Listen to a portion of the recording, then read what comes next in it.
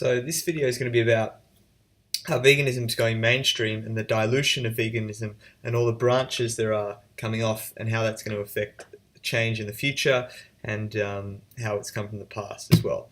So anything that goes mainstream, obviously more and more people are adapting it. Different types of people are adapting it. People bring different spins to different things as different fads and phases come through. People follow different trends. And this is the same as in veganism. So I guess when the term was coined back in the 40s with the Addict Club in the UK, there was a very sort of small amount of people globally in UK that were plant-based. But as more and more people spread, you get different branches. You get sort of the West Coast in America, California sort of style of hippie vibes, veganism, and maybe the more hardcore, let's say, slaughterhouse busting, ALF, Animal Liberation Front, breaking in and entering of lab protocol, breaking in and entering of animal testing facilities.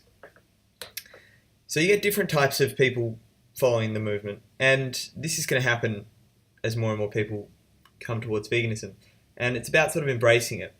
You've got to be able to let people pursue their hobbies and do what they want, obviously, but stick to the core values that the vegan message represents.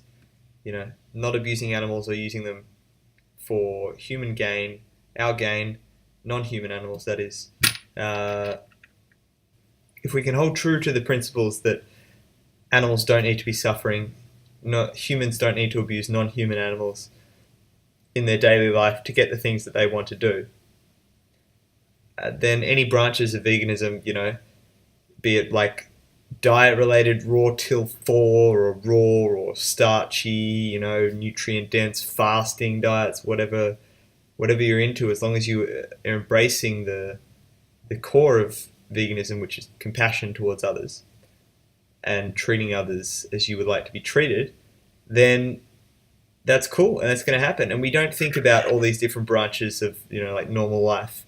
So I don't know, like bikers or people who play sport. It's just life, isn't it? But in veganism, they're sort of getting labels like the different cycling high carb vegans compared to Buddhist meditating vegans or something.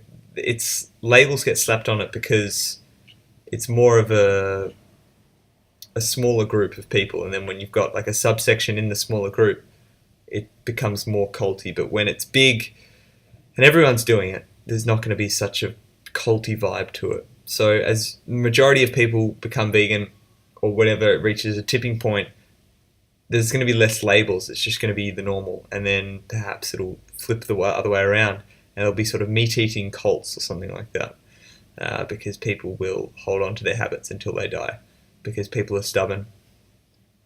And I think that's just like an interesting thing to think about, the dilution of veganism into the mainstream society and how it's just going to sort of become normal and the things that are going to happen.